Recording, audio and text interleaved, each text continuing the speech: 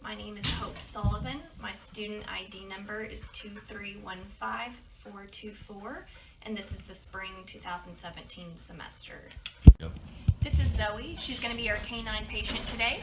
What I'm going to show is how to orally pill a dog. She takes a daily dose of Benadryl. It's 25 milligrams as prescribed by her veterinarian for her seasonal allergies. What you want to do is have your patient where they can't run away.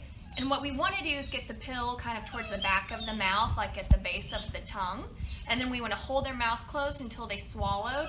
And also to kind of induce that swallowing reflex, you can rub their throat. So what we're going to do is kind of just get her mouth open. If you can get her head tilted as well, that would help. We want to get the pill at the back of the mouth. And then hold her mouth closed. And rub her throat. She's swallowed a couple of times, and that is how you orally pill a dog. And I'm going to demonstrate on how to hand pill a cat. Instead of using a pill, we're going to use a small treat. It's Fancy Feast, basically just flaked tuna. I'm going to take a piece out of the packet, and it's just a small piece of tuna. Ideally, what you want to do is have your patient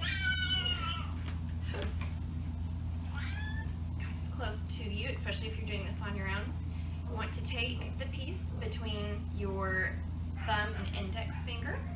You want to grab at the back of their jaws to make it easier to open their mouth, since they're not very cooperative. You want to get it at the base of the mouth and hold their mouth shut until the patient swallows. To demonstrate today how to trim nails on a dog. First thing you want to do is have your equipment. We have our nail trimmers, and then we also have a clotting agent in case we quick the dog's nail. This is Quick Stop. It is a powder that will help.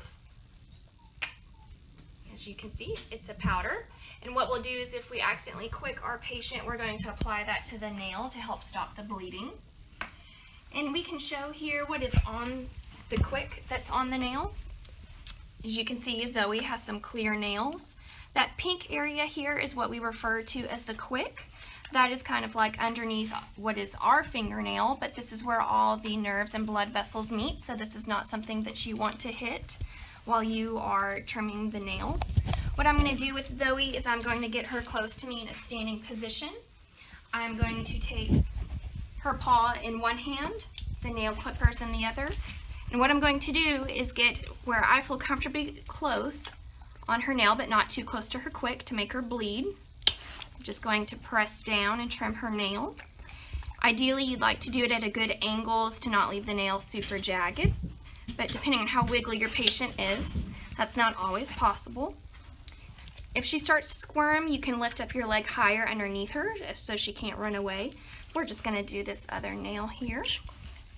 You also want to make sure your patient's face is out of view so you can quickly see the nail. And you just want to do this as quickly as possible, also efficiently. We're just going quickly along here. Want to make sure you want to get their dew claw. Hers is pretty short. And you want to look back and see if you can get them any shorter. We can probably get this one just a tad bit shorter.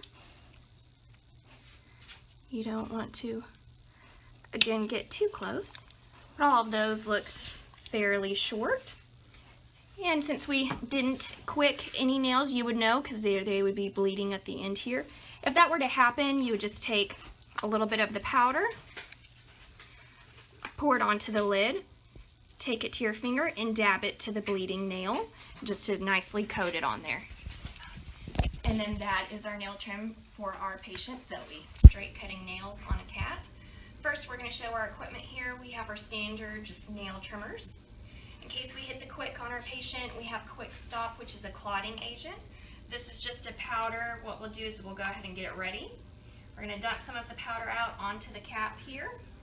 If we happen to hit the quick on our patient, we're going to dab some on our finger and apply it to the bleeding nail. We also have a towel underneath us here in case our patient is difficult. We can kind of wrap our patient in like a burrito wrap with our towel to help restrain and also protect ourselves. What we're going to do is once you have your patient, you want to get them somewhat in a comfortable position. Put your arm right underneath kind of their face to keep them from going anywhere. If you can, in the same hand, take the paw. You want to gently press on the pad to expose their nails. This is how they get their nails out. You might need to get closer now. You want to just gently clip the nail. So we've got one nail there. Ideally, we're going for the whole paw. And we've got our nail right here. And she's obviously not the happiest patient in the world, but she's really not being too bad so far.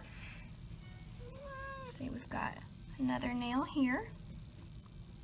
And sometimes the hardest thing is just getting your patient still. If they tend to back up on you, you can kind of get them in a sternal restraint, get your hand behind them so they can't back up.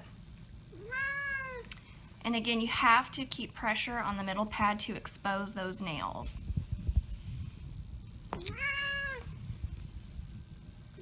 Depending on how cooperative your patient is, this may take a little bit longer. We've got more nail here. All right, kind of doing the little death roll on me. And we can see here, and I'll explain the quick really quick. I don't know if you can see it on there. We're going to move the hair.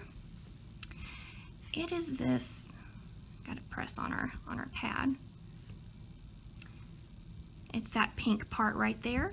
That's where all their nerves and blood vessels meet. It's kind of like underneath our fingernail. You want to avoid that area when clipping nails, because that's what will bleed. Again, if you were to hit that area, want to get our quick clot, dab some powder on there, find the bleeding nail, and we would just apply it on there like so until the bleeding quit.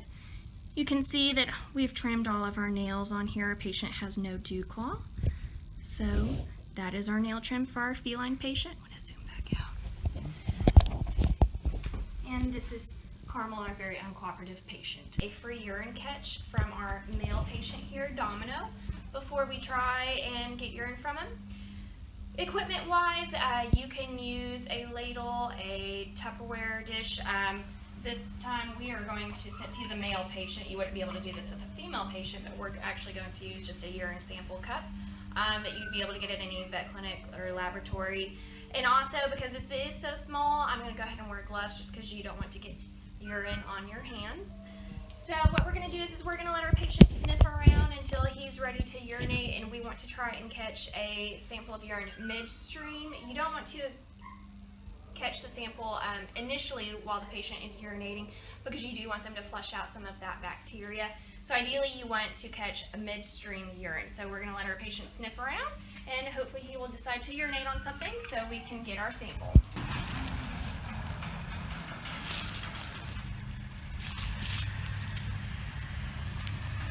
Alright, we caught that midstream. I don't know how well you can see it there, but that's about as much urine as we have in the cup. You can see it from the top there. And today I'm going to demonstrate how to apply a gauze muzzle. First thing that we want to do is we want to have our gauze about 1 to 2 inches thick, depending on how large the dog is. This is a 2-inch width gauze. You want to get about a wingspan's amount worth for this. Before we get it on our patient, we want to kind of get it in a big loop. What we're going to do is just thread it through the top here, just to make a circle. We're going to get it down a little bit smaller. Zoe, come here.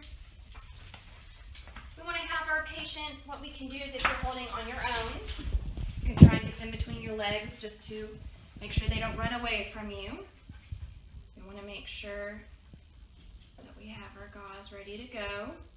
What we're going to do is now that we have it in a smaller portion, we're going to apply this around the muzzle of the patient.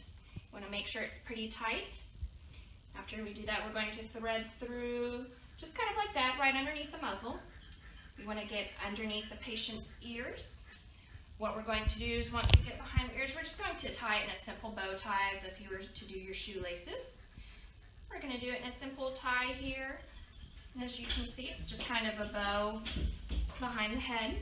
You can see we have it in front and it's still pretty tight.